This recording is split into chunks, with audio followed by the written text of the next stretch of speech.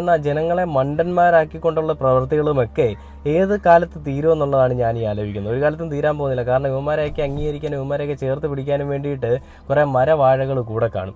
അവന് കോറസായിട്ട് അവൻ പറയുമ്പോൾ കൈയടിക്കാനും അവൻ്റെ പോസ്റ്റർ ഒട്ടിക്കാൻ പറയുമ്പോൾ പോസ്റ്റർ ഒട്ടിക്കാനും എല്ലാത്തിനും വേണ്ടി ഓടി നടക്കാനായിട്ട് കുറച്ച് സംഘിക്കുട്ടന്മാരും അതോടൊപ്പം തന്നെ കുട്ടി സംഘികളുടെ ഒരു കൂട്ടവും കാണും. ഓരോരുത്തരെ ഇവർ ഈ ജാഥകളിലും അങ്ങനെയുള്ള കാര്യങ്ങളിലെല്ലാം കൊണ്ട് വളർത്തുന്നുണ്ട്. ഈ കളസം കാവ്യ കളസവും കൊടുത്തുകൊണ്ട് വെറും കോണകമായിട്ടുള്ള കാവ്യ കളസവും കൊടുത്തുകൊണ്ടൊക്കെ ഇവരിങ്ങനെ നടത്തുന്നുണ്ട്. ഈ നടത്തിയതിന് ശേഷം ഇവരെന്താ ചെയ്യുന്നത്? ഇവരുടെ ഉള്ളിലേക്ക് കുത്തിവെക്കുകയാണ്. വർഗീയതയും ജാതീയതയും മതവിരുദ്ധതയും എല്ലാം ഇവരുടെ ഉള്ളിലേക്ക് ഇൻജെക്റ്റ് ചെയ്യുകയാണ്. കുഞ്ഞിലെ തന്നെ ആയതുകൊണ്ട് ഇവർക്കൊരു തുണയായിട്ട് നിൽക്കുന്ന ഇവരായതുകൊണ്ടും ഇവർക്ക് ആ ഇൻജെക്റ്റ് ചെയ്യപ്പെടുന്ന സാധനം ഇവർക്ക് അതിനെപ്പറ്റി മനസ്സിലാവില്ല. ഇവരപ്പോൾ കൂടുതൽ സപ്പോർട്ട് ചെയ്യുന്ന ആരെയായിരിക്കും?